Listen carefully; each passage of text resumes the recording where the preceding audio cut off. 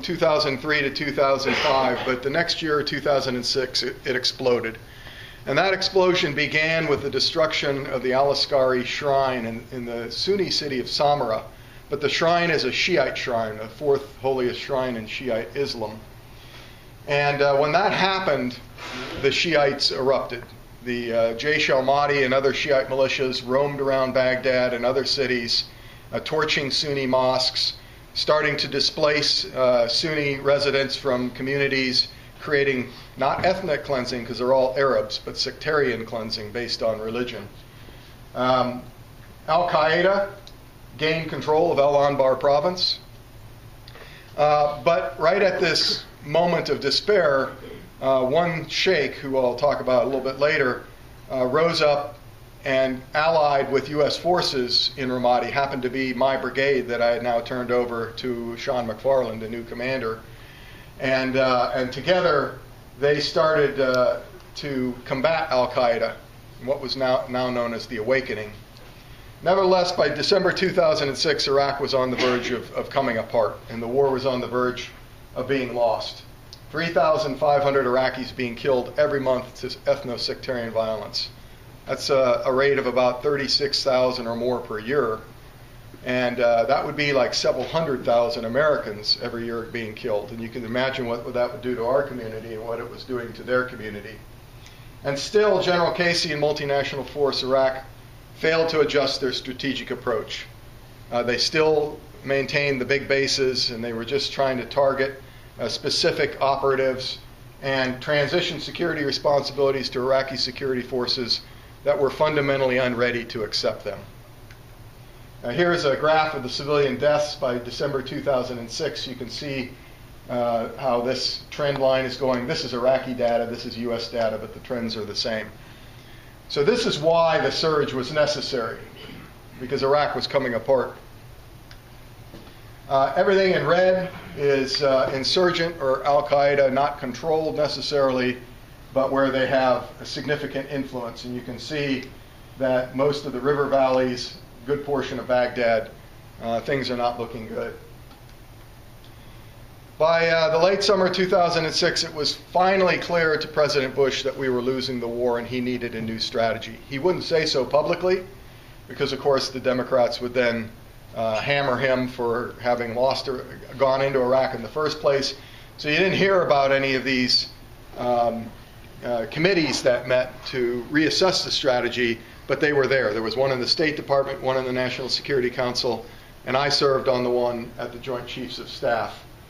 But Bush is the one who made the final decision to surge troops into Iraq, and he did it battling every political headwind in the United States, to include his own party. I think it's probably the most courageous decision of his administration.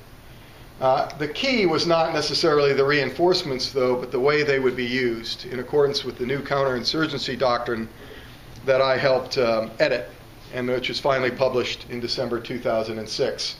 And it basically said that the cornerstone of any counterinsurgency campaign is to protect the people. And we got to get off these big bases. We can no longer commute to the fight. So what was the surge? Well, it was a surge of 5 brigades, 2 Marine battalions, and enablers, about 20 to 30,000 troops, to Iraq. But more importantly was the way that they would be used, that we would get off the big bases into smaller joint security stations with Iraqi forces or combat outposts and position ourselves in the neighborhoods so that we could help to stabilize them. In Baghdad, for instance, we went from 4 big bases to 72 smaller outposts within the city. The Iraqis also surged along with us. You know, we added 20 to 30,000 troops to the fight. They added 135,000.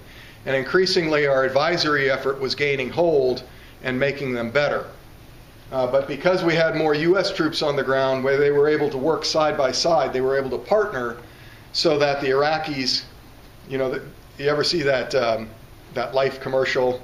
You know, they want to be like Mike. You know, they want to be like their big brother, and so, you know, they would model their behavior after U.S. service members, and that made them more effective. We put a lot of cement up. We created a lot of gated communities in Baghdad to wall off neighborhoods so that Shiite militias couldn't prey on the Sunni communities and the insurgents and terrorists couldn't penetrate into the Shiite communities. We had much better cooperation between conventional forces and the special operation forces, which were doing the targeted raids. Not a lot of drone strikes. You hear a lot about drone strikes in Afghanistan. There were hardly any in Iraq. Drones were being ramped up in their capabilities, but they were still in their infancy. And we finally had enough forces to pursue the enemy throughout the width and depth of Iraq, and to get rid of the safe havens that had developed over the previous couple of years. We created a Force Strategic Engagement Cell to reach out both to insurgents and Shiite militias and try to bring them back into support of the way forward and of an Iraqi government. And we were pretty successful in doing this. We didn't want to fight everyone. If you have to fight everyone, it's a losing battle. But this went off fairly well. And finally, there was a lot of learning and adapting within the Army and counterinsurgency inside the wire. We reformed the way we did detention operations to make it a net positive for our forces rather than creating a jihadist university in which the terrorists could actually run the place and proselytize other inmates.